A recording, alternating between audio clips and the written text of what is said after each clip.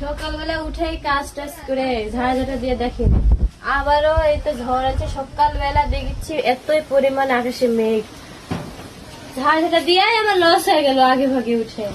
আবার কাঁঠালের পাতা পরে একবারে বিছিয়ে গেছে। আর আগে ভাগে যেহেতু কারেন্ট যদি টান দেয় তাই জন্য পানি ভরে দিচ্ছি পড়ছি একটু বালতি, শাশুর বাড়িতে। আর কি সুন্দর বাতাস, এরকম আবহাওয়াটা ভালো লাগে। এর থেকে বেশি যদি হয় তাহলে খারাপ।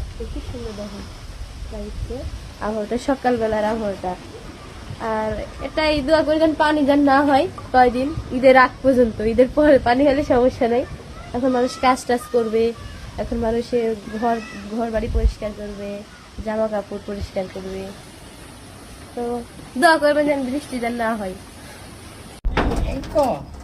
আর সুকেশটা চলে যাচ্ছে কোনার ঘরের আমার শাশুড়ির, তো ভাঙে গেছে অনেক দিন করার। তো মানে যেবার আমার শাশুড়ির বিয়া হচ্ছে সে মাইনের এতলা আসতে কাজ যে করা যাও ভাঙে যেতে পারে। হ্যাঁ জান্নার কাছে থাও, জান্নার এক পাল্লা নাই। দেখো সবকিছু ঠিক আছে নাকি?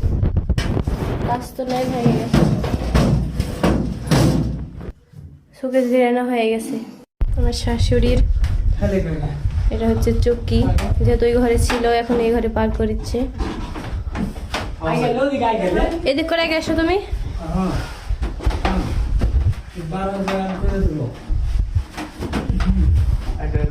উপরে উঠো চৌকির। এখন ইট বিছাইতে হবে, এই খুঁড়ার তলে দিলেই হয়ে যাবে। লিয়া শিখছে, এখন ভিড়াবে।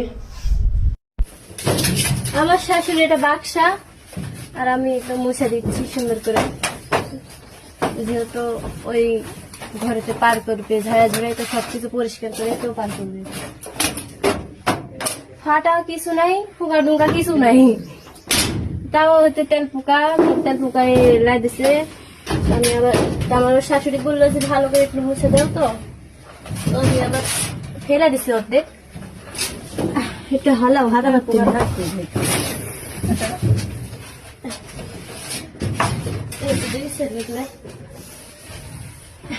কাপড় চুপড় থই কাটা শেষ করে দিবে, হয়ে গেছে।